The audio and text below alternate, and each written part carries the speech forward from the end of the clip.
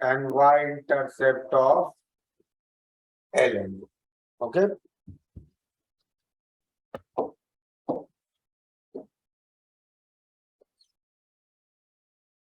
And similarly, if at two different temperatures we write the value of K. Let's say at temperature T1, rate constant is K1. So K1 will be equal to K e raised to minus EA by RT1. And K2 will be A e raised to minus EA by RT2. We divide these two terms, what we will get? K1 by K2 is equal to e raised to minus EA by R. 1 by T1 minus 1 by T2. Or we can write it like this. ln K1 by K2 is EA by R 1 by T2 minus 1 by T.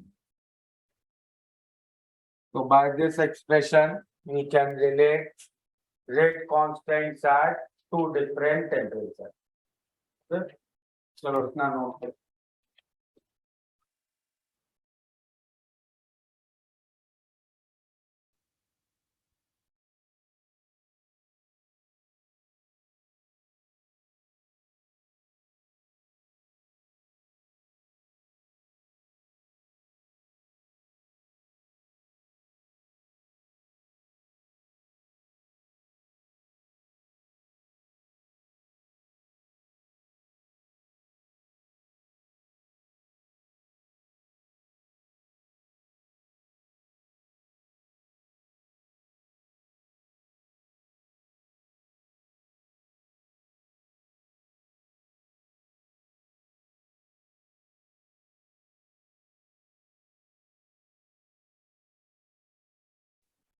Sir, sir, बोलो. Sir actually मेरा network issue था, sorry to से, मतलब मेरा lecture network issue था, इसलिए मैं late जान गया। तो आप फिर से एक्सप्लेन कर सकते हो जो स्टार्टिंग में सिखाया? पहला ही पेज है, लास्ट क्लास वाली बातें लिखी हैं सब. अच्छा, सारे लास्ट क्लास वाली चीज है।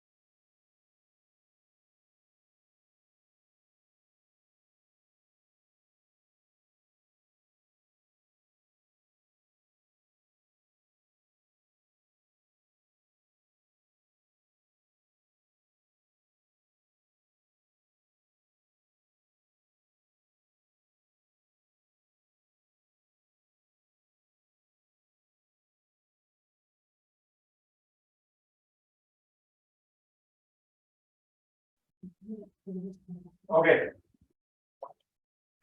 So By this, we can relate rate constant at two different temperatures. Next thing we can also define here is temperature coefficient.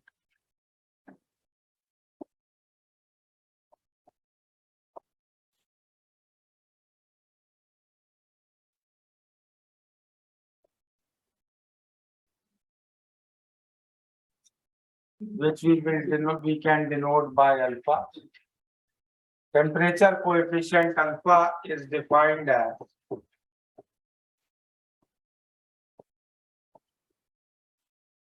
the ratio of rate constants at 10 degrees centigrade apart. Means by this we want to find अगर 10 degrees का temperature में change किया तो rate constant कितने factor से change होगा. Okay, तो alpha is defined as kT plus 10 upon kT and usually we take it as alpha is taken as K at 308 Kelvin upon K at 298 Kelvin. तो 25 degree और 35 degree in दोनों temperatures पे K के ratio को we usually call as temperature coefficient. And we should know that for most of reaction,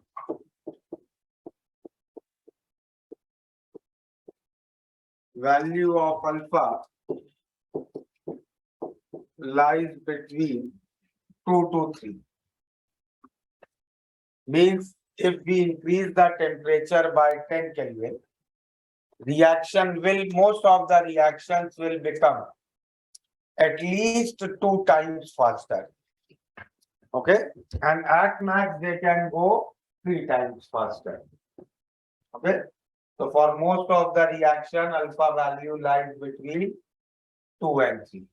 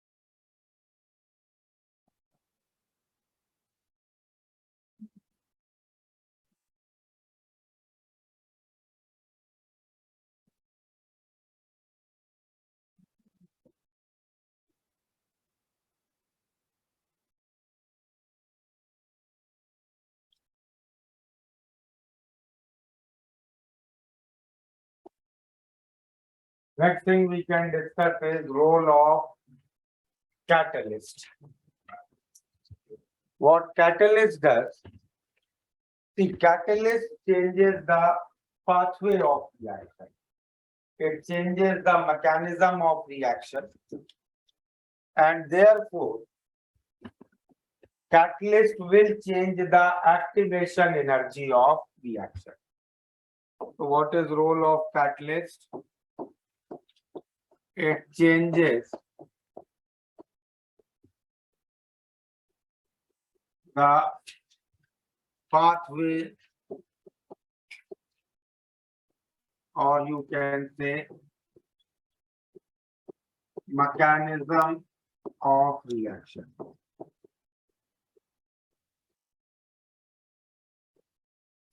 Hence, it changes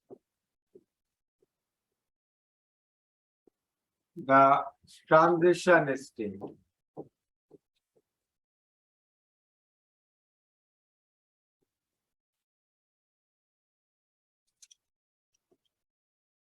Transition state due to which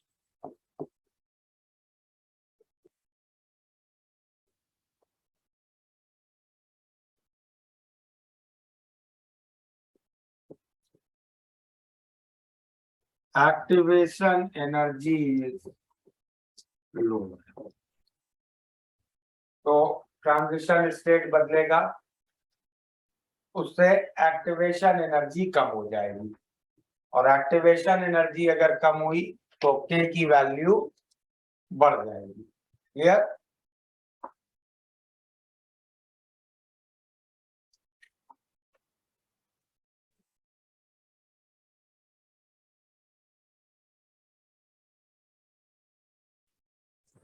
So, is there any specific reason why we took alpha to be only 10 degrees apart and not 5 or 20? 10 यार log का base 10 है, 10 के factor पे generally देख रहे हैं, है ना? Okay, sir. Thank you. So suppose we have a reaction whose energy graph is like this. So this is, let's say, graph of a uncatalyzed reaction. बिना कैटलिस्ट के ये रिएक्शन हो रहा है तो ऐसा ग्राफ है। So this is graph of uncatalyzed reaction. अब सपोज इसी रिएक्शन में हमने कैटलिस्ट डाल दें, तो कैटलिस्ट क्या करेगा, रिएक्शन का पाथ बदल देता है, मैकेनिज्म बदल देता है। तो with catalyst the reaction will go like this, reactants और प्रोडक्ट्स वही रहेंगे, ट्रांजिशन स्टेट बदल जाएगी, ट्रांजिशन स्टेट अब लोअर हो जाएगी, तो थ्रेशोल्ड एनर्जी कम हो जाएगी, as well as activation energies भी कम हो जाएगी। So the pink path is the catalyzed path. Okay. And another thing you can notice, कि इसमें एक्टिवेशन एनर्जी अनकैटलाइज्ड पाथ में क्या थी? This was activation energy of forward reaction in uncatalyzed, and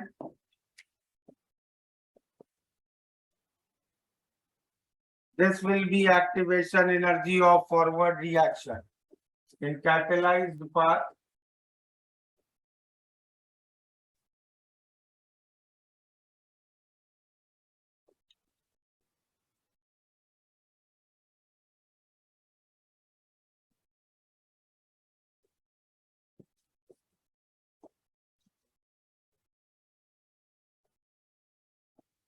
So this was activation energy of forward in uncatalyzed path, and this will be activation energy of forward reaction in catalyzed form. Okay. So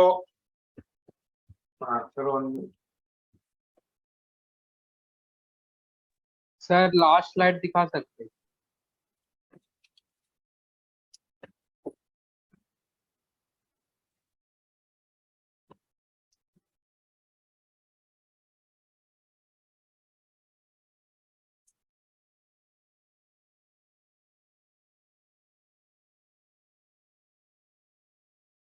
So, हाँ, they say there is change in mechanism or the pathway. What kind of changes in the mechanism is like? Is it like the changes in steps of the same process? सुनो जैसे last class में हम लोगों ने एक And make example, 1 or 2 steps. Last class में इस reaction का एग्जांपल डिस्कस किया था, करेक्ट? Yes, sir. NO+O3, तो इसमें हम लोगों ने क्या क्या बैरियर्स देखे थे? पहला बैरियर देखा था ओरिएंटेशन बैरियर, फिर energy barrier, correct? Yes, sir. अब एनर्जी बैरियर में इनको किसी एक डिस्टेंस ऑफ क्लोजेस्ट अप्रोच तक आना था, इसके लिए कुछ एनर्जी रिक्वायर्ड थी, agreed? Yes, sir.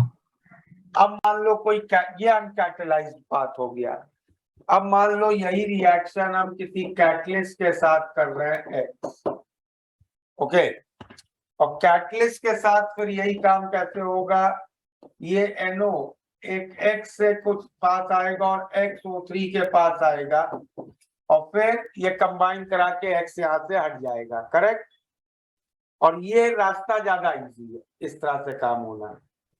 Okay. Okay, तो ये Yes, रोल होता है कैटलिस्ट का कि उसमें वो जो बीच वाली ट्रांजिशन स्टेट थी जो सबसे अनस्टेबल होती है वो बदल देता है। Okay, yes, sir. So could you not erase that? So could you not erase this?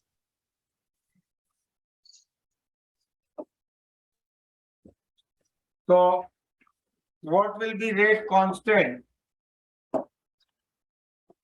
with catalyst of forward reaction upon rate constant without catalyst of forward reaction? क्या होगा? With catalyst it will be a e raised to EAF dash by RT, and without catalyst it will be a e raised to EAF by RT, correct? A will cancel out and it will become e raised to EAF minus EAF dash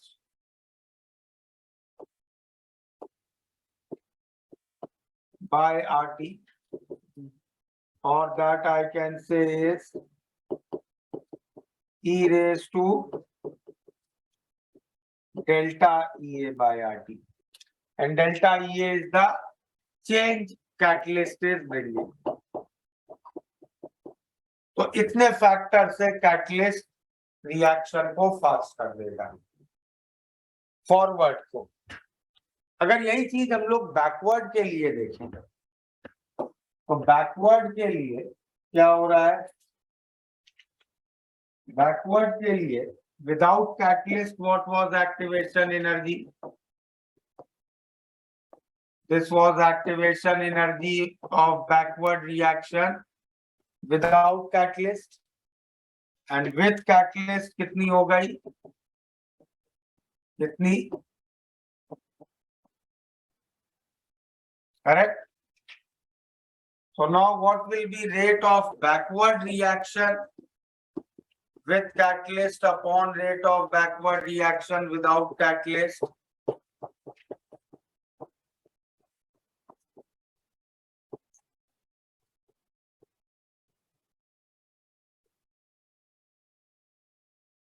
So that will be e raised to EAB minus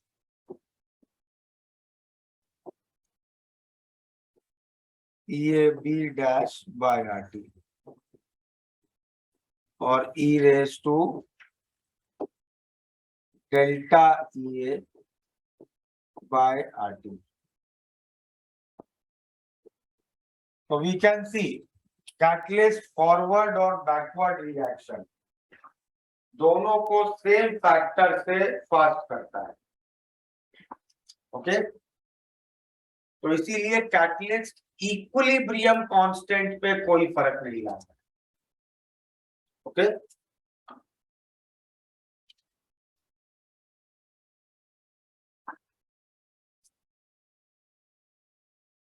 catalyst बस equilibrium को जल्दी achieve कराएगा, लेकिन equilibrium constant की value पे catalyst का कोई effect नहीं होगा।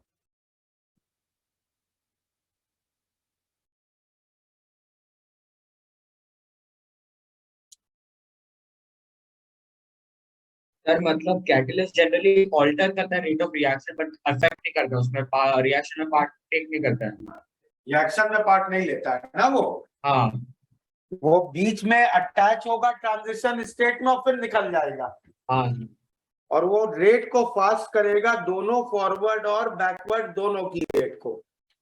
Okay, okay sir, same factor से बढ़ाता है दोनों की रेट को।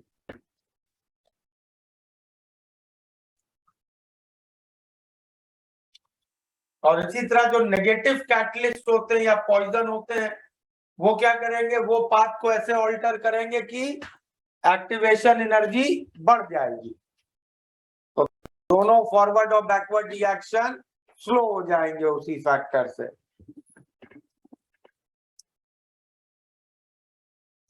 हाँ, टेम्परेचर कोएफिशिएंट का देखो ऐसे प्रॉब्लम्स में डायरेक्ट यूज कर सकते हो। जैसे सपोज मैं ऐसा एक दो एग्जाम्पल से तुम्हें इसमें कॉन्ट्रास्ट बताता हूँ। टेम्परेचर कोएफिशिएंट का मेन रोल क्या यूज कर सकते हैं।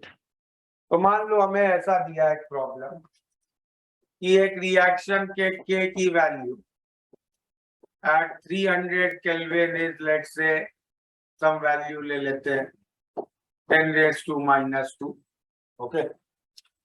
और किसी एक और टेम्परेचर पे दिया है K at 315 Kelvin is 1.2 into 10⁻², okay. ऐसी वैल्यूज दी और तुमसे पूछा गया है K at 330 Kelvin। तो अब तुम क्या करोगे, पहली दो वैल्यूज से इस इक्वेशन में पुट करके तुम्हें T1 T2 मालूम है, दो टेम्परेचर्स पे K मालूम है, तुम इसमें पुट करके EA की वैल्यू निकालोगे।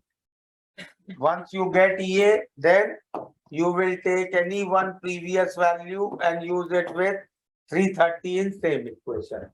मतलब क्या अप्रोच करोगे, तुम पहली इक्वेशन लिखोगे ln 1.2 into 10⁻² upon 1 into 10⁻² is EA by R, 1/300 minus 1/350, correct. इससे EA की वैल्यू आएगी। फिर तुम दूसरी इक्वेशन लिखोगे ln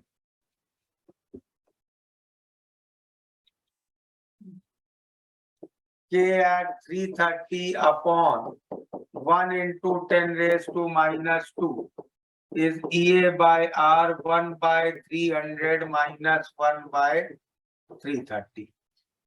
अब वो जो फर्स्ट इक्वेशन से EA निकाला है वो सेकेंड में सब्स्टिट्यूट कर दोगे और तुम्हें K at 330 मिल जाएगा, ओके। एक ये तरीका, इस टाइप के प्रॉब्लम्स होंगे। बट अगर सपोज इसी प्रॉब्लम में तुम्हें ऐसे पूछा होता कि for a reaction alpha is 2, okay, and K at 300 is, let's say, 10⁻², what is K at 330? So now what I can say, alpha अगर 2 दे दिया मतलब 10 के डिफरेंस पे 10 डिग्री के डिफरेंस पे अल्फा K डबल होता है। So now I can write it like this, K at 330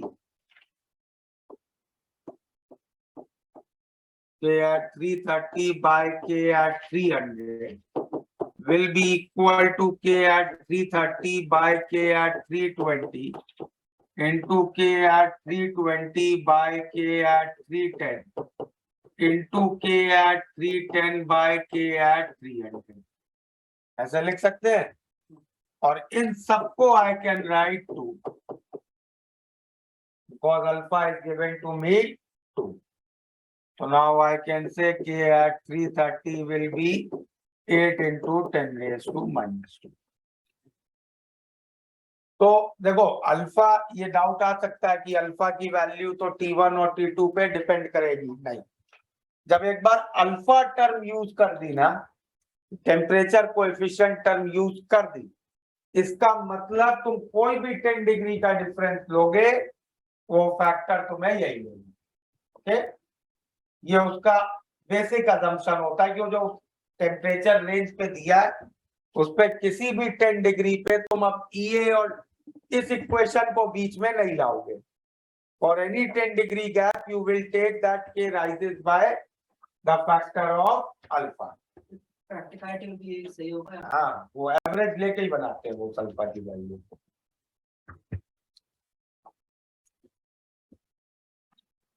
sir 15 degree के डिफरेंस में यूज कर सकते हैं, लाइक पहले केस में। अगर एक मिनट, यहाँ पे सपोज ये अल्फा 2 दिया होता और यहाँ ऐसे भी पूछा होता K at 315 बताओ, तो सीधे I will write K at 315 by K at 300 will be 2⁻³ Okay. Yes, sir. Thank you. Sir, can you go to the previous page 1 second? Yes, sir, done. Sir, can you go to the second page? Second page. Sir आपने cancel क्यों नहीं किया temperature के terms? क्या नहीं किया?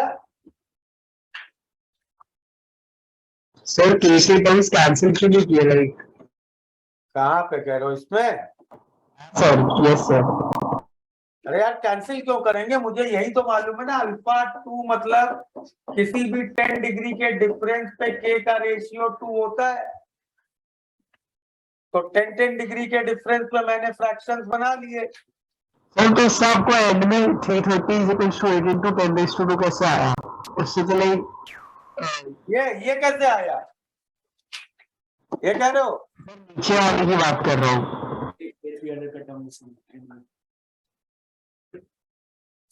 क्या कहना चाह रहे हो बताओ? हाँ बोलो, क्या कह रहे हो?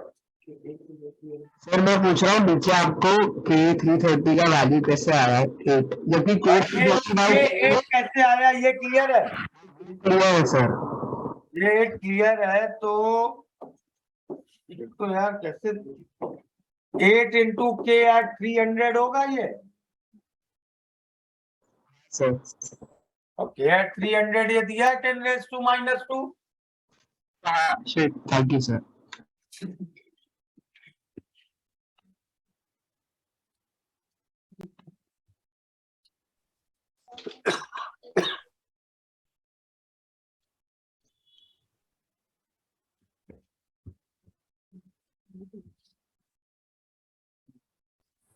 सर ये 2:2 2:3/2 में दिक्कत है।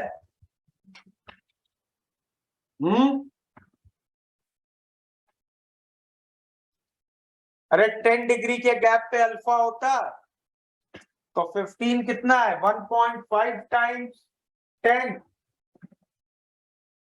ओके यस सर तो ओके बस सर वही 1.5 की पावर लगा दी। ओके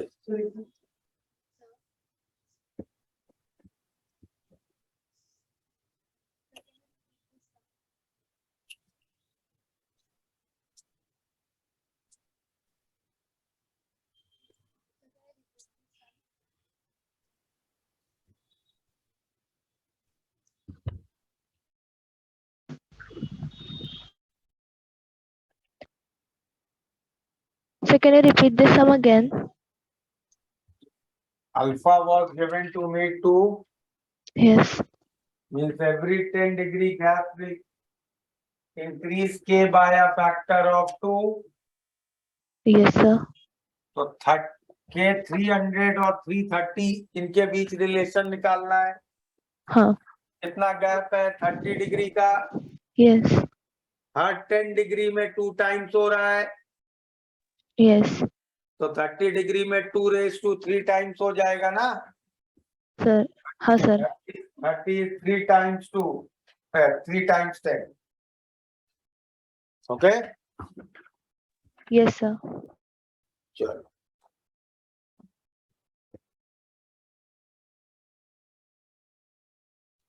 चलो बुकलेट निकालो। Let's do a few problems from booklet on temperature dependence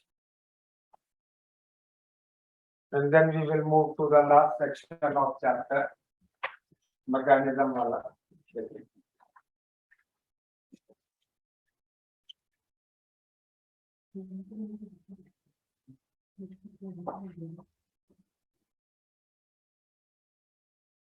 foundation subjective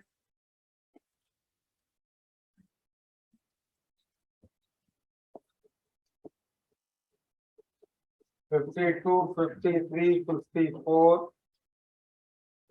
57, 61, 62 ये प्रॉब्लम्स करो। और एडवांस लेवल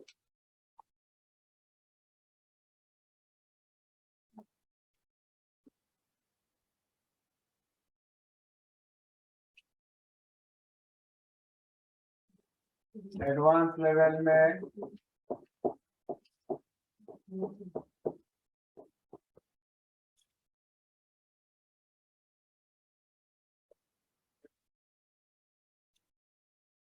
एटीन 21 20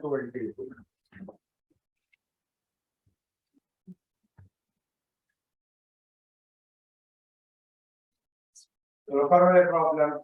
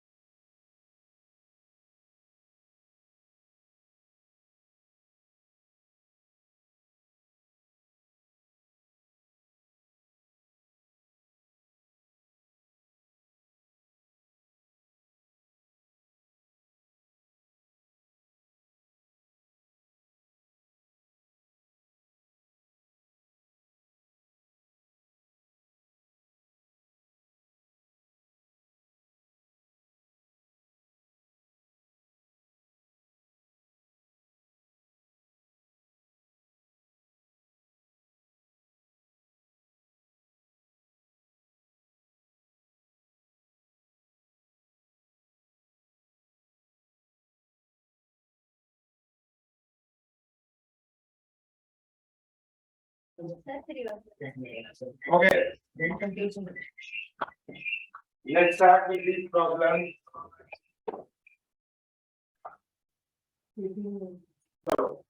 FBS के सारे हो गए.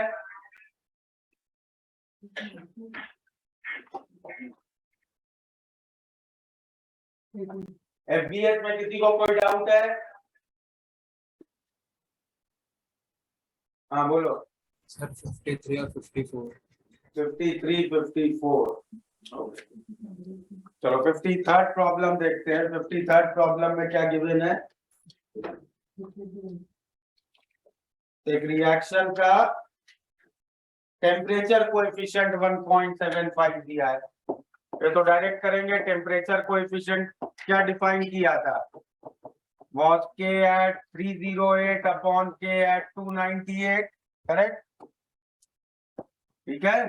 तो इसको तुम लिख सकते हो e raised to EA by R 1 by 298 minus 1 by 308. तो दोनों और लॉग ले लो. ln 1.75 is equal to EA by 8.314 1 by 298 minus 1 by 308. तो EA की वैल्यू आ गई यहाँ से 8.314 into 298 into 308 upon ln नहीं ln भी नहीं आएगा into ln 1.75 upon 10. ये कैलकुलेट कर दो. You will get the answer. ठीक है. Okay. Yes, sir. बोलो Aryaman. Sir I think 61st b का आंसर रॉन्ग है, थोड़ा स्लाइटली ऑफ है. 61 देख लेंगे 61 भी करते हैं. चलो 54 इसके बाद. नाउ 54 में तुम्हें देखो लॉग के का एक एक्सप्रेशन दिया हुआ है. 54 में लॉग के क्या गिवन है? log k is given 5.4 minus 212 by t plus 2.17 minus 212 by t plus 2.17 ln. और इसमें तुमसे एक्टिवेशन एनर्जी की वैल्यू पूछी है. तो ये बात इसमें समझनी है कि ये लॉग के जो तुम्हें जिस तरीके से एक्सप्रेशन दिया है, ये लॉग के आर्डिनल इक्वेशन को फॉलो नहीं कर रहा है. पहले तो लॉग को एलएन में कन्वर्ट करते हैं. लॉग को एलएन में कन्वर्ट करने के लिए 2.303 से मल्टीप्लाई कर दिया पूरी इक्वेशन में.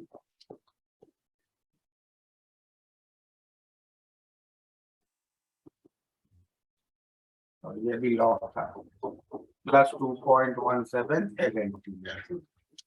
Now we can see this format is not following Arrhenius equation. क्योंकि अगर Arrhenius equation follow हो रही होती तो ln k should come out to be ln a minus EA by RT. ये ln t जैसी टर्म नहीं आती. ln t जैसी टर्म आ रही है means Arrhenius equation is not being followed. जब आर्डिनल इक्वेशन फॉलो नहीं होती थी तो क्या था हमारा basic expression? If you remember it was d by dt of ln k is EA by RT square. Okay, ये था बेसिक एक्सप्रेशन. तो ये अप्लाई करते हैं, इसको डिफरेंशिएट करते हैं टेम्परेचर के रिस्पेक्ट में. तो d by dt of ln k, इसका डिफरेंशियल 0, इसका डिफरेंशियल आ जाएगा 212 into 2.303 by T square plus 2.17 by T. This is EA by RT square. तो यहाँ से EA आ गया 212 into 2.303 R plus 2.17 RT. And again we can see by this Arrhenius equation should not be followed.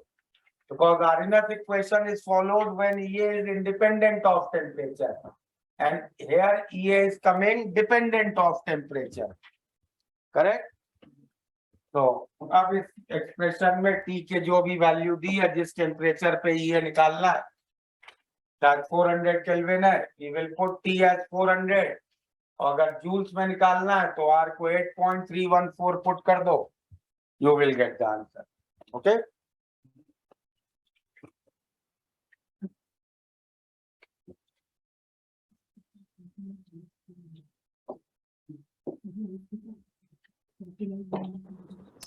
पीछे वाला slide दिखाओ ना।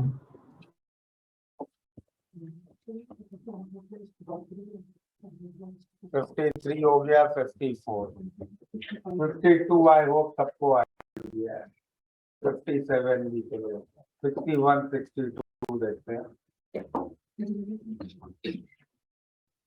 Please advance level का 18 सॉल्व कर सकते हो? एडवांस के तीनों करेंगे, एडवांस ओके। 61 में कैटलिस्ट कितना चेंज कर रहा है के में, वो पूछा है, और दोनों पार्ट सेम ही है। किसी एक पार्ट में 1 किलो कैलोरी पर मोल है, दूसरे में 10 किलो कैलोरी पर मोल। तो चलो पार्ट बी मैं सॉल्व कर देता हूँ कि डेल्टा EA तुम्हें दिया है 61st प्रॉब्लम में, कैटलिस्ट कितने से चेंज कर रहा है, 10 किलो कैलोरी पर मोल।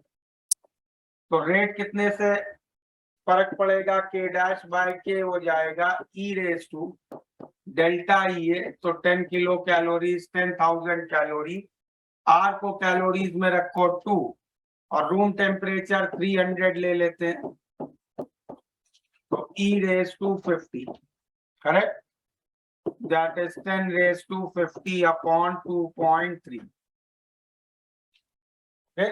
50 अपॉन 2.3 कितना होगा रफली?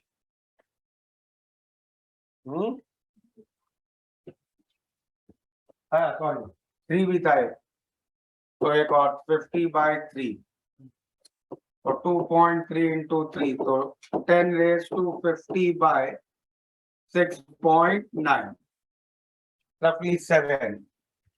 तो 7 से थोड़ा ज्यादा नंबर, 10 raised to 7.1 और समथिंग लाइक दिस। तो 10 raised to 7.1 कितना हो जाएगा? 10 raised to 0.1, 0.1 कितना होगा? 0.6 minus 5, आ सकता है 4/8, 4/3, रफली 1.3 into 10 raised to 7 कुछ राउंड ऐसा आ जाएगा, ठीक है।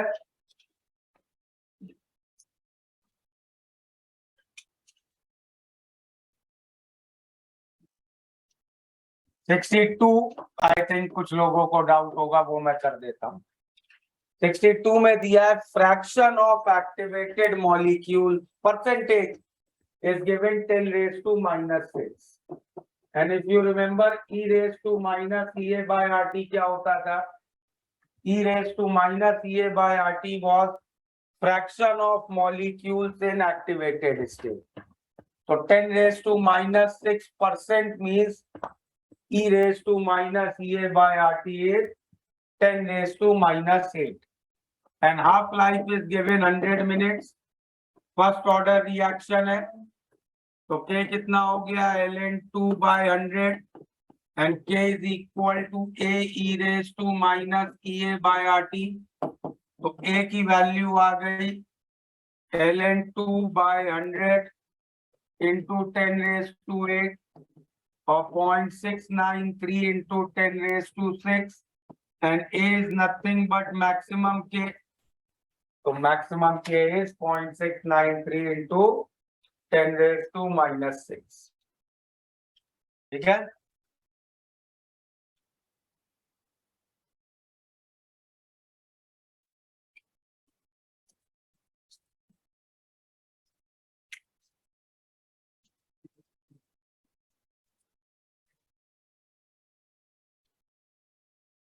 चलो अब आते हैं एडवांस लेवल पे।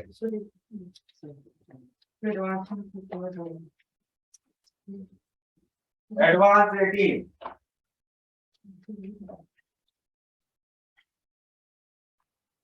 एडवांस के तीनों problem are previous JEE problem, JEE advance problem when JEE was subjected.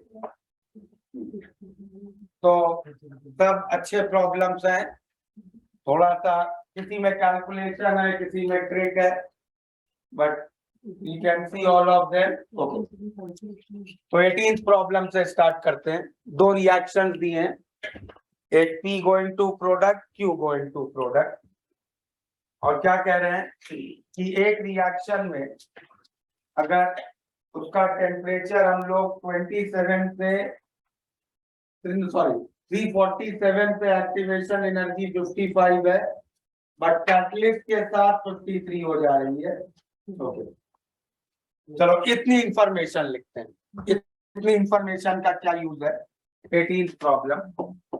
तो फॉर फर्स्ट रिएक्शन टेम्परेचर दिया है 347 kelvin, K without with catalyst upon K without catalyst, ये रेशियो क्या होगा? A e raise to minus, with catalyst इसकी activation energy है 53,000, without catalyst इसकी energy है माइनस सॉरी एक्टिवेशन एनर्जी है 55,000। तो ये K1 डैश बाय K1 हो गया e रेस टू 2000 बाय 347। तो कैटलिस्ट यूज करने से फर्स्ट रिएक्शन के K में इतने फैक्टर का डिफरेंस आ रहा है। नाउ दे आर सेइंग जो दूसरा रिएक्शन है K2, उसका रेट कांस्टेंट है, वो रिएक्शन है 308 केल्विन अपॉन 298 केल्विन। ये रेशियो डिस्कस कर रहे हैं, और वो क्या होगा? E raise to EA of reaction 2 by R, 1 by 298 minus 1 by 308, and they are saying these two factors are equal। तो चलो इक्वेट कर दो इन दोनों ई को, तो क्या इक्वेशन बन जाएगी? e raise to 2000 by 347 R is equal to e raised to activation energy of second reaction by R into 10 by 308 minus 298। E cancel कर लो, R भी कैंसिल हो जाएगा, तो एक्टिवेशन एनर्जी सेकेंड रिएक्शन की आ गई 2000 by 347 into 308 into 298 by 10। ये second reaction की activation energy आ गई। सेकेंड रिएक्शन का प्री एक्सपोनेंशियल फैक्टर दिया है, और फिर तुमसे सेकेंड रिएक्शन का के पूछा है एट 318 केल्विन। तो उसका ए दिया है 3.56 into 10 raise to 9 into e raise to, उसका A 2000 into 308 into 298 by 347 into 10 EA by RT, R 8.314 and T 318। तो ये पूरा कैलकुलेट करके, हाँ इसमें कैलकुलेशंस काफी हैं। तो अगेन एज आई सेड, ये उस समय आया था जब सब्जेक्टिव पेपर था, और सब्जेक्टिव पेपर में लॉग टेबल्स अलाउड होती थी, क्लियर? तो you can calculate it by a log table easily. Note करो।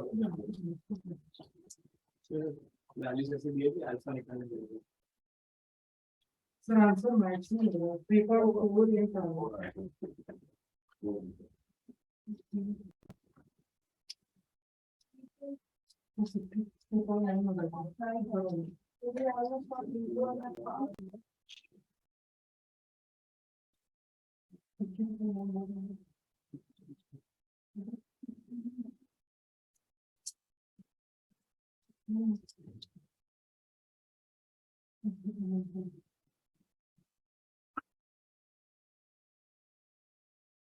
नोट हो गया 18? ओके 21।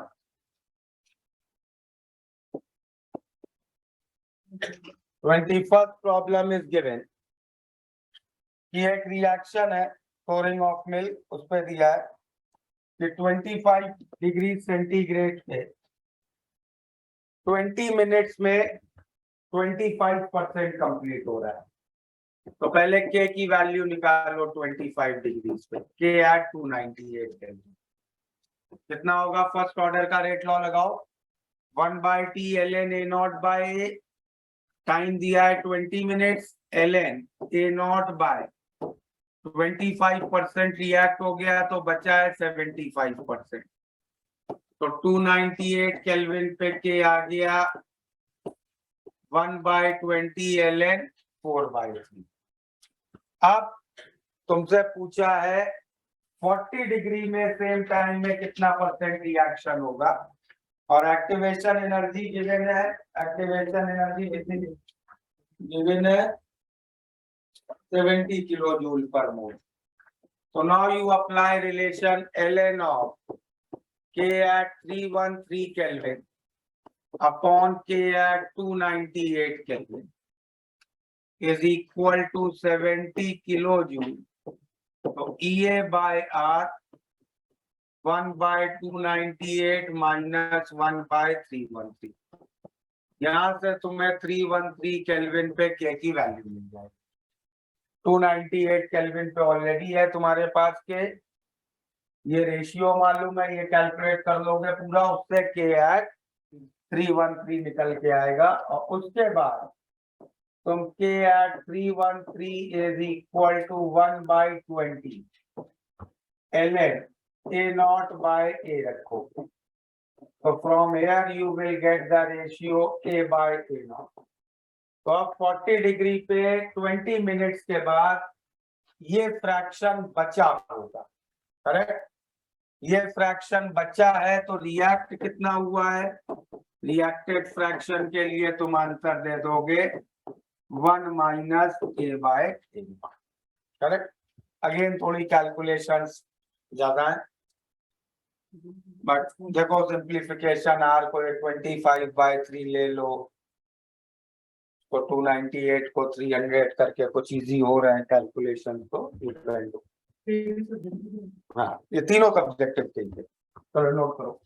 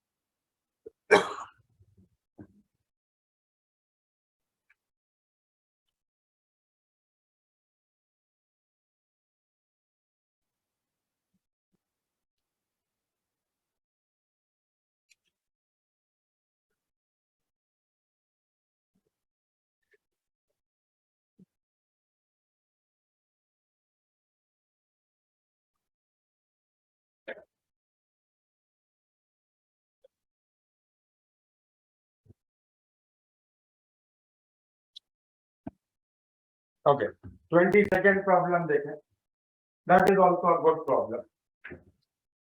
तो उसमें दो रिएक्शन दिए हैं, correct? A going to product, B going to product, दोनों फर्स्ट ऑर्डर काइनेटिक्स फॉलो कर रहे हैं। रिएक्शन 1 का टेम्परेचर 300 से 310 कर रहे हैं, तो उसका रेट डबल हो रहा है। Half life for this reaction at 310 is 30 minutes. Okay, B decomposes twice as fast as A. Activation energy आधी दी है, K का रेट कांस्टेंट निकालना है, रिएक्शन 2 का 300 पे। तो ये प्रॉब्लम अगर ढंग से इसको समझ गए ना तो ये ओरली भी कर सकते हैं, बट थोड़ा सा डेटा को ढंग से एसिमुलेट करना पड़ेगा। रिएक्शन 1, रिएक्शन 2, तो मैं क्या क्या दिया है? पहली इंफॉर्मेशन रिएक्शन 1 के लिए दी है K at 300 10 upon K at 302 is 2, correct. दूसरी इंफॉर्मेशन इसकी दी है half life at 310 kelvin is 30 minutes, ठीक है, 30 दी है ना। तो दूसरे रिएक्शन की इस टेम्परेचर पे हाफ लाइफ क्या होगी? तो मैं दिया 310 पे, ये इससे 2 टाइम्स फास्टर है, तो ये होगी 15 मिनट्स, करेक्ट। और तुम्हें दिया है एक्टिवेशन एनर्जी रिएक्शन 2 की इससे आती है, करेक्ट। अगर ये तुम जरा थोड़ा सा एनालाइज कर गए तो you can directly right the answer है कि इसका K at 300 केल्विन पूछा है ना, will be ln2 by 15 root, okay. ये 2 का फैक्टर है। अगर एक्टिवेशन एनर्जी x है, इसकी एक्टिवेशन एनर्जी x by 2 है, तो इसके लिए ये रेशियो √2 होगा। नहीं समझ? देखो, लेट मी ये इसको I can write how e raised to EA of reaction 1 by R 1 by 300 minus 1 by 310 ये लिख सकता हूं। तो 2 is equal to this number। अब मैं इस रिएक्शन के अगर K at 310 upon K at 300 लिखूं, डैश डैश लगा दो रिएक्शन 2 के लिए, तो this will be E raised to EA2 by R 1 by 300 minus 1 by 310, correct. And EA2 क्या है? EA2 मुझे दिया है half of EA1, so I write it E raised to EA1 by R 1 by 300 minus 1 by 310 into half। Into half को मैं पूरे की power half लिख सकता हूं, और ये चीज दी है 2, निकाला है वहां से, तो how much will this become? √2, correct. और इसकी हाफ लाइफ 310 पे दी थी, इसकी हाफ लाइफ 310 पे दी थी, इसकी 30 थी, तो इसकी 15 मिनट्स होगी, करेक्ट। तो इसका K क्या होगा 310 पे? ln2 by 15, तो 300 पे K कितना हो गया? 300 पे K √2 टाइम्स कम होगा, ln2 by 15। क्लियर? ये रूट था।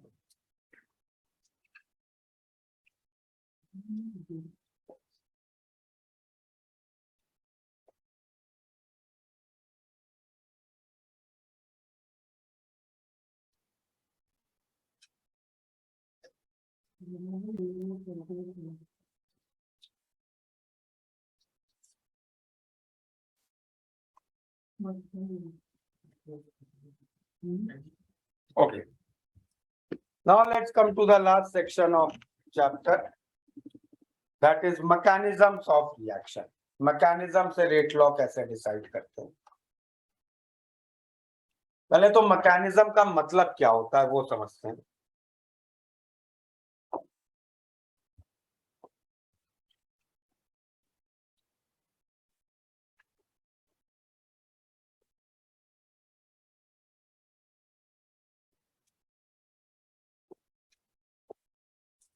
तो मैकेनिज्म डिफाइन होता है नॉन एलिमेंट्री रिएक्शंस के लिए। And if you remember what were non elementary reaction which proceed in several steps। single step reactions were elementary reaction, multiple steps reaction were non elementary reaction। तो mechanism क्या होता है? Non elementary reaction का, it is the sequence, it is the sequence of elementary reaction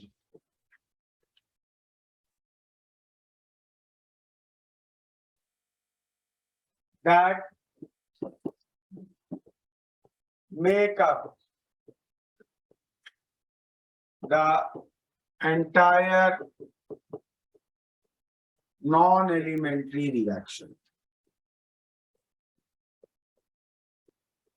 Okay?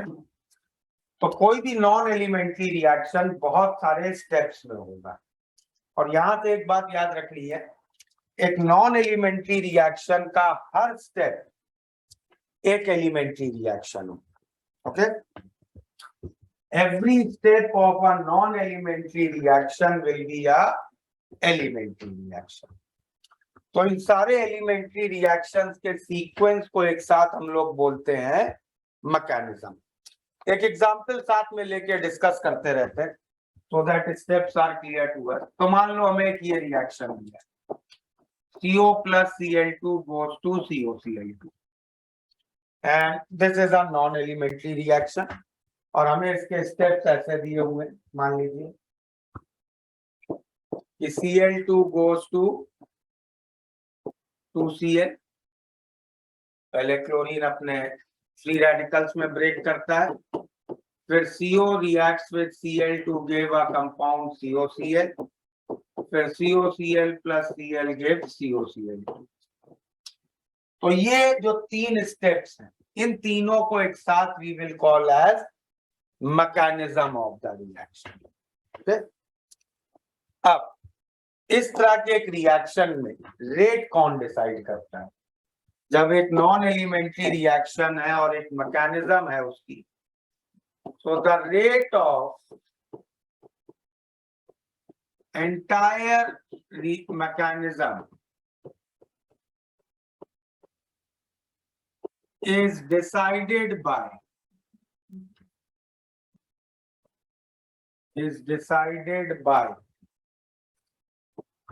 the slowest step in the reaction. Slowest step in the reaction. और इस slowest step को हम लोग क्या कहते हैं? रेट डिटरमाइनिंग स्टेप और RDS. ओके, तो पूरी मैकेनिज्म का रेट कौन डिसाइड करेगा? जो उस मैकेनिज्म का स्लोएस्ट स्टेप होगा.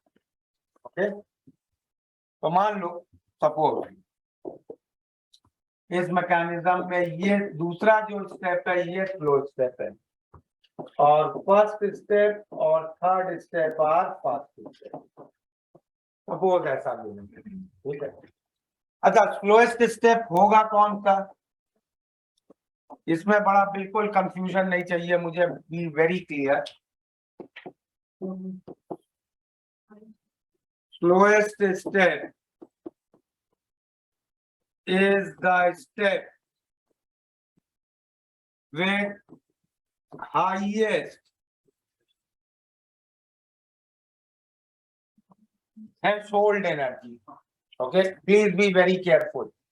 देखो फिजिकल में तो ये कंसेप्ट बहुत ज्यादा मतलब बहुत कुछ इंपॉर्टेंस नहीं लेता है, बट ऑर्गेनिक में this is very important. You will get several mechanisms where threshold किसी अलग स्टेप की ज्यादा और एक्टिवेशन किसी अलग स्टेप की ज्यादा है. Activation is a hypothetical concept. Activation has just mathematically come into your picture. By integrating Maxwell you have got E threshold minus E average, और उसको बस एक वर्ड में लिखने के लिए एक नया नाम ले लिया है. Actual the concept of chemistry is threshold energy. Barrier जो क्रॉस करना है वो थ्रेशोल्ड का क्रॉस करना है. Correct? So not highest activation. The step with highest threshold is always the RDS. तो slowest step कौन सा होगा? जिसका highest threshold energy है. तो इसको मैं ग्राफ से भी तुम्हें समझा के रखूं. एक मिनट, मैं थोड़ा सा डेविएट कर रहा हूं आउट ऑफ टॉपिक. तो मान लो 3 स्टेप का रिएक्शन है, तो इसका पोटेंशियल एनर्जी वाला ग्राफ कैसा बनेगा? 3 पीक बनेगी, करेक्ट? ये भी समझते चलते हैं। रुको यार, 3 पीक तो बना ली, तीनों बराबर सी लग रही हैं। तो 3 पीक का बनेगा, तो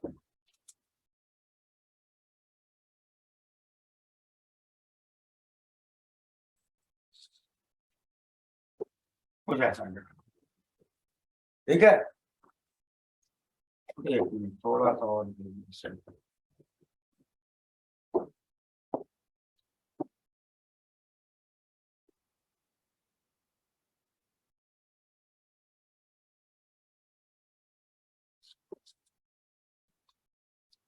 तो नाउ थ्रेशोल्ड इसकी ज्यादा है, एक्टिवेशन इसकी ज्यादा है, आरडीएस इसकी पहाड़ सबसे ऊंचा है, इसको क्रॉस करने पे ही रिएक्शन रुकेगा।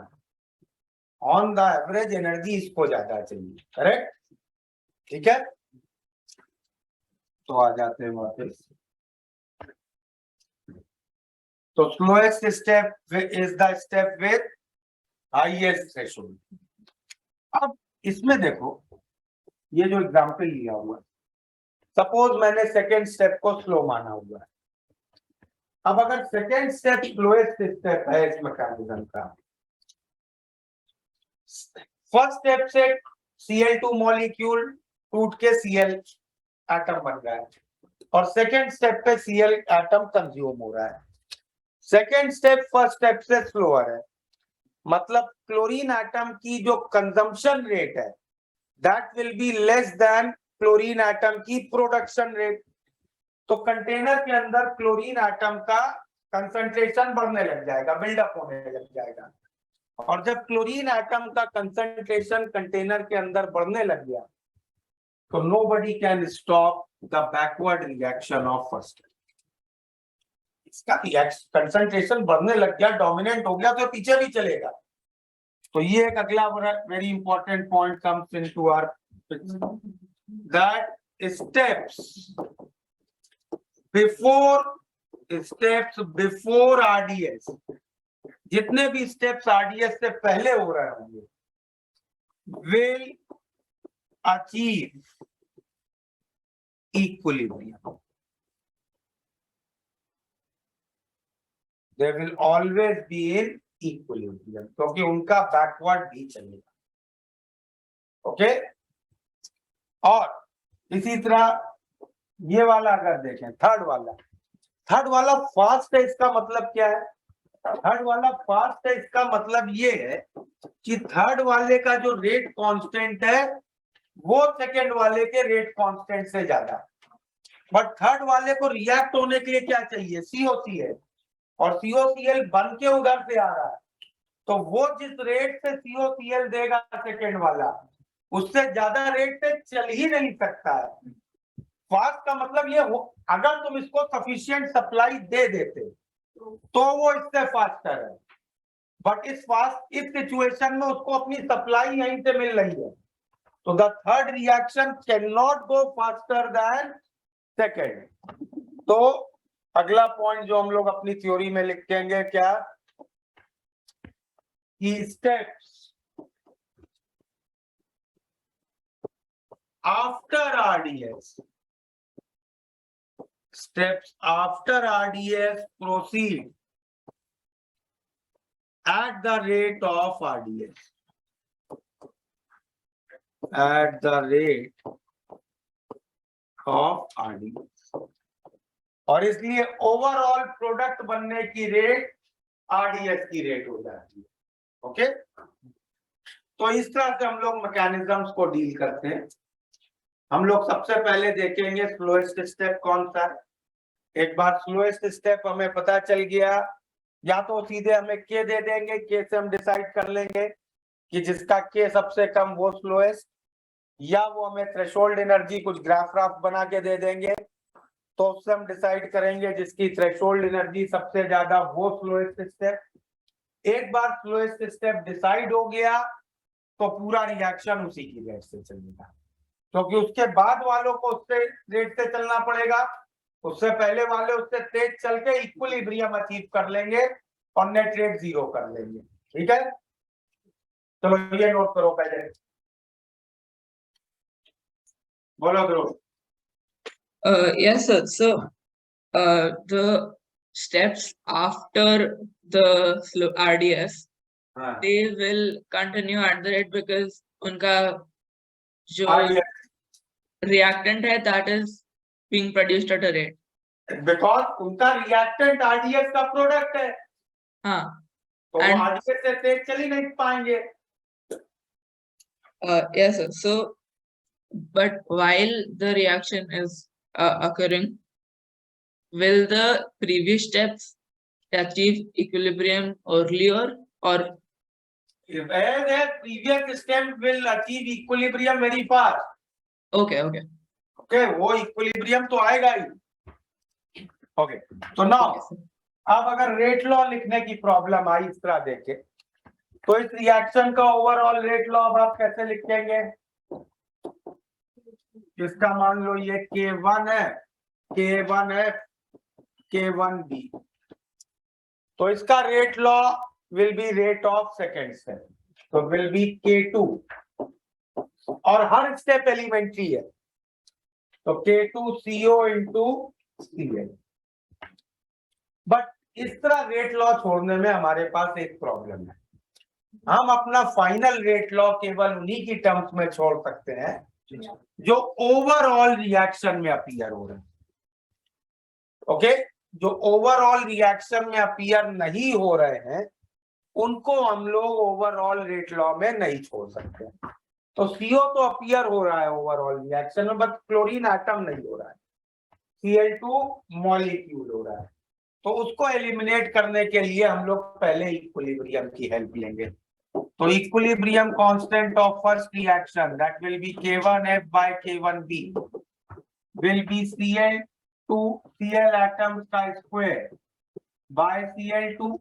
Yes. So from here I can write Cl atom is root K1 into Cl2 raised to half. ये चीज इसमें सब्स्टिट्यूट करेंगे तो rate of reaction will become K2 root K1 CO into Cl2 raised to half. So order of this reaction will become 3/2. So now you must have understood how will fractional order come into picture.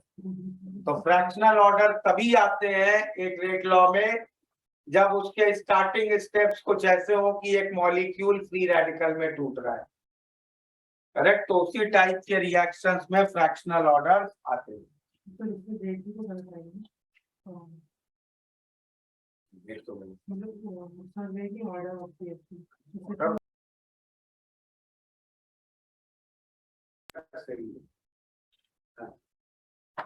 बोलो आगे। So could you explain this again? So the last part, how do you get? CO ये step slowest step है, Yes, sir. तो इसका rate कैसे लिखोगे? ये elementary है तो इसका रेट कांस्टेंट इनटू रिएक्टेंट्स की molarity, correct? Yes. Yes, sir. इसके पहले वाले रिएक्शन ने इक्विलिब्रियम अचीव किया हुआ है, Yes, sir. तो उसका equilibrium constant will be rate constant of forward by backward. और इक्विलिब्रियम कांस्टेंट को कैसे लिखते थे? प्रोडक्ट्स की molarity raise to their stoichiometric coefficient upon reactants की molarity raise to their stoichiometric, correct? तो वो लिखा, वहां से Cl की मोलैरिटी निकाल ली इन दोनों की टर्म्स में, करेक्ट? Yes, sir. और फिर इस Yes, को sir. में सब्स्टिट्यूट कर दिया। नाउ वन मोर थिंग, इस मैकेनिज्म वाले पार्ट में समझ गए, ये जो Cl एटम है और ये जो COCl है, ये क्या कहलाते हैं? These are called as reaction intermediate, correct? Please don't confuse reaction intermediate with transition states. So that should be clear to you. In this graph, ये जो बॉटम्स होते हैं they represent reaction intermediates. Okay, और ये जो peaks होती हैं they represent transition states. Okay, चलो ये एग्जाम्पल नोट हो गया.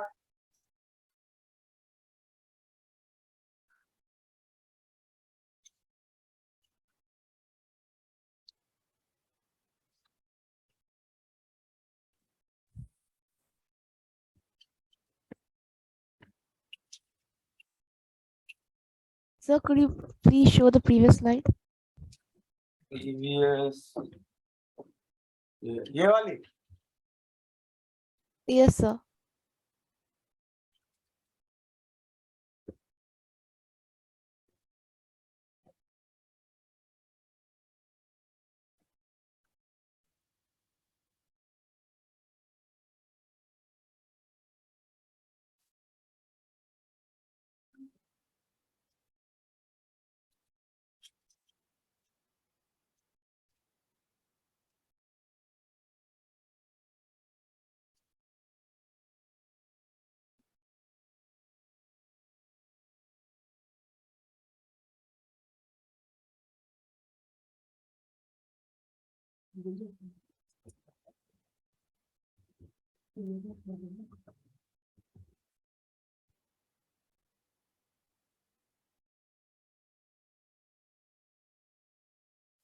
हो गया ये नोट.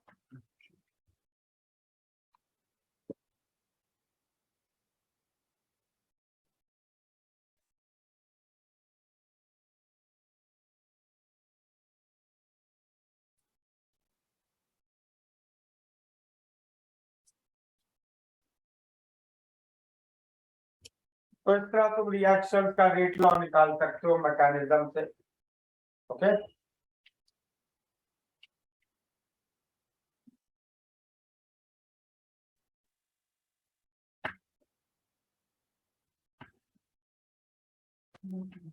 सर इसमें मतलब हर एक रिएक्शन में हम लोगों को ऐसे मालूम पड़ेगा कि मैकेनिज्म जा कैसे रहा है. वो तो प्रॉब्लम तुम्हें देगा ना मैकेनिज्म और फिर रेट लॉ पूछेगा. मैकेनिज्म तो सिर्फ एक्सपेरिमेंटली पता लगता है ना. अच्छा, ओके ओके सर. अच्छा, एक डेफिनेशन यहाँ और लिख लेते हैं, that is of molecularity. Molecularity क्या डिफाइन होती है?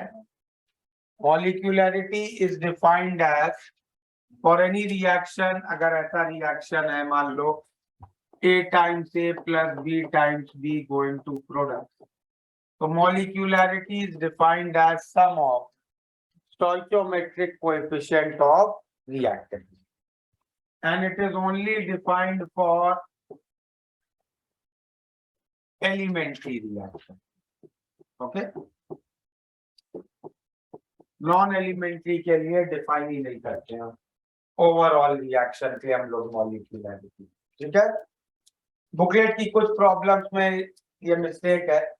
They have asked you molecularity of a non-elementary reaction और फिर वो RDS की कुछ में और कुछ ऐसे दे दी है, बट नॉन एलिमेंट्री की मॉलिक्यूलैरिटी डिफाइन ही नहीं होती.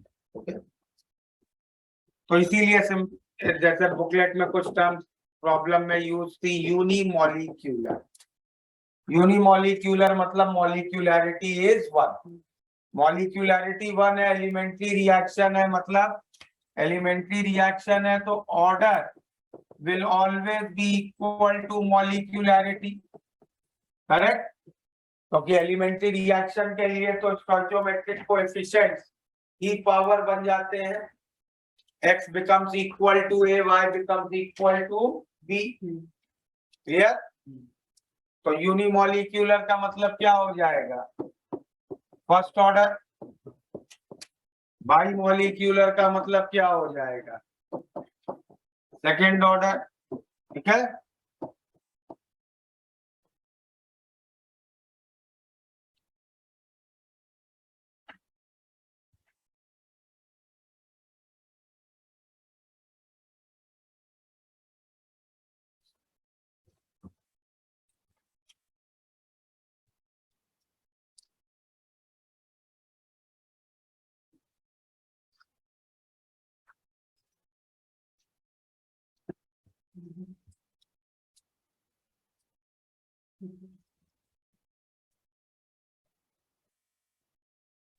Yes sir. सर आपने बोला कि मॉलिक्यूलैरिटी सिर्फ एलिमेंट्री रिएक्शंस के लिए डिफाइंड है, बट फिर Correct. SN1 में वो एलिमेंट्री रिएक्शन नहीं है, बट फिर भी हम बोलते हैं यूनिमोलिकुलर मैकेनिज्म। क्या सर SN1 एलिमेंट्री तो एक रिएक्शन नहीं है स्टेप को बोलते हो, उसमें पूरे ओवरऑल रिएक्शन को नहीं बोलते हो। ओके ओके सर, उस पार्ट ऑफ रिएक्शन को हम यूनिमोलिकुलर कह रहे हैं। हाँ, नॉन एलिमेंट्री के हर स्टेप की मॉलिक्यूलैरिटी डिफाइन कर सकते हो, because each step is the elementary reaction. Okay sir, thank you sir.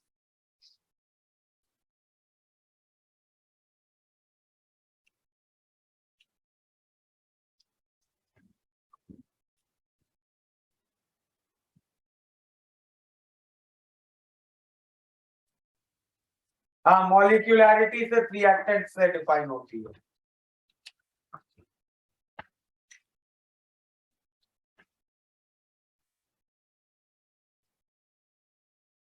और रिएक्शन इंटरमीडिएट और ट्रांजिशन स्टेट के बीच भी डिफरेंस क्लियर है।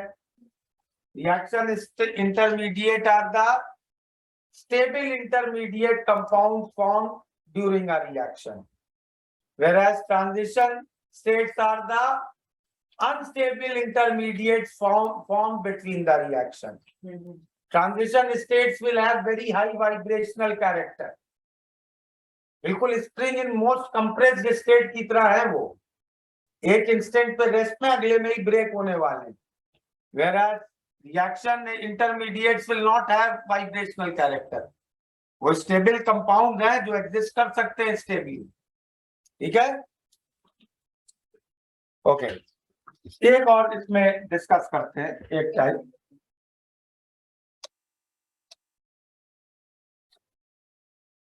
एक सपोज मैकेनिज्म मैं लेता हूं HI के फॉर्मेशन रिएक्शन का, तो overall reaction is H2 plus I2 gives 2HI,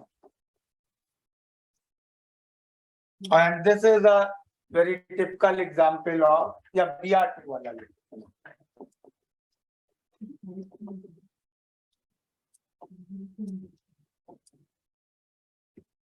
H2 plus Br2 gives 2HBr। तुमसे इसका रेट लॉ पूछा है और इसका मैकेनिज्म कुछ ऐसा दिया है। Br2 goes to 2Br, H2 plus Br goes to HBr plus H, H plus Br2 goes to HBr plus Br, H plus HBr goes to H2 plus Br, Br plus Br goes to Br। यह mechanism दिया और rate law निकालने को पूछा। कैसे proceed करेंगे इस problem में? स्लो फास्ट नहीं बताया। तो देखो,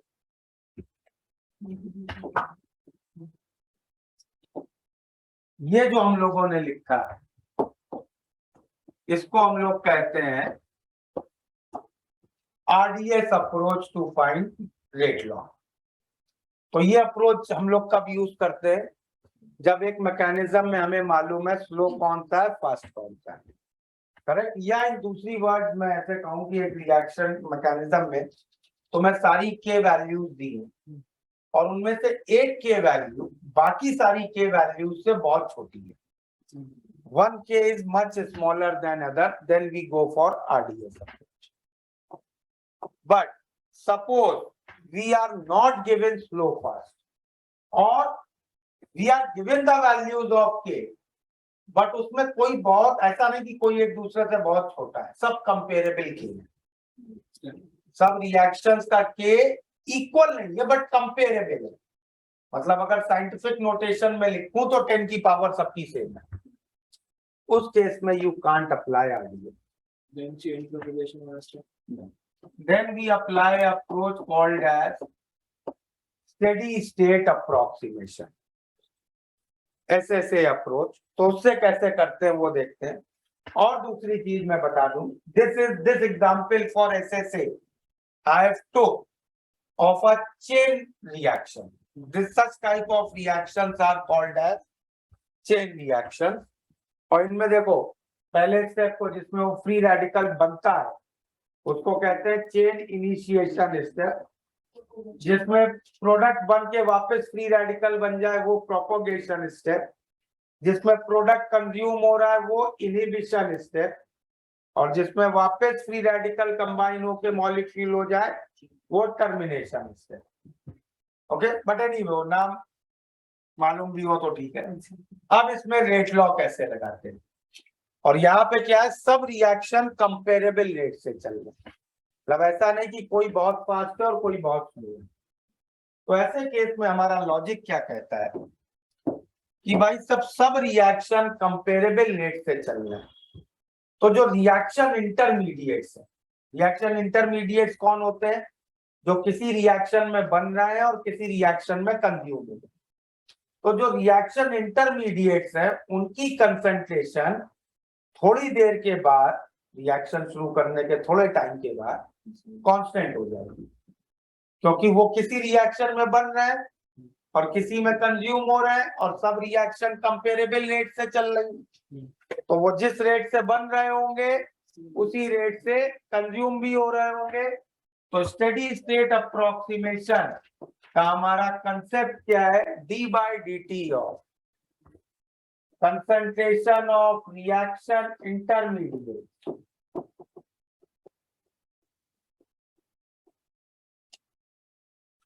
will be zero. तो ये कंसेप्ट लगाएंगे हम लोग इन स्टेडी स्टेट अप्रोक्सीमेशन. और स्टेडी स्टेट अप्रोक्सीमेशन लगाना कब है, जब तुम्हें स्लो फास्ट नहीं दिया है या के कंपेरेबल दिए हैं. अब इस प्रॉब्लम में पहले तो ये रिकॉग्नाइज करो कि इस पूरे में जितने येलो में चीजें लिखी हैं उसमें ओवरऑल में क्या क्या नहीं अकर करना है, वो सब रिएक्शन इंटरमीडिएट. तो एच फ्री रेडिकल और बी आर फ्री रेडिकल दो ही ऐसी चीजें हैं. तो हमारी यहाँ की इक्वेशन क्या होंगी, एक होगी d by d t of H is zero और दूसरी होगी d by d t of B r is zero. चलो ये दोनों इक्वेशन लिखने की कोशिश करते हैं. तो सबसे पहले तो D H by d T है क्या वो लिखते हैं, D H by d T. H पहले में कहीं नहीं आ रहा है, दूसरे में प्रोड्यूस हो रहा है तो K2 into H2 into B are. तीसरे में कंज्यूम हो रहा है माइनस K3 HBr2. चौथे में कंज्यूम हो रहा है minus K4 HBr. This total is zero. एक तो ये इक्वेशन आ गई, ठीक है. दूसरी इक्वेशन हम लोग बी आर की अब लिखते हैं, d of B r by d t is, पहले में दो प्रोड्यूस हो रहे हैं 2K1 Br2, दूसरे में एक कंज्यूम हो रहा है minus K2 H2 Br. Correct. तीसरे में एक प्रोड्यूस हो रहा है प्लस K3 HBr2. चौथे में एक प्रोड्यूस हो रहा है plus K4 HBr.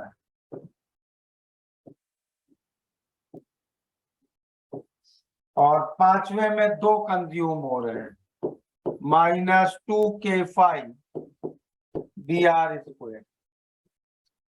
This total is zero. अब ये बीच वाली तीन टर्म्स में अगर तुम माइनस साइन कॉमन ले लो तो ये ऊपर वाली इक्वेशन है.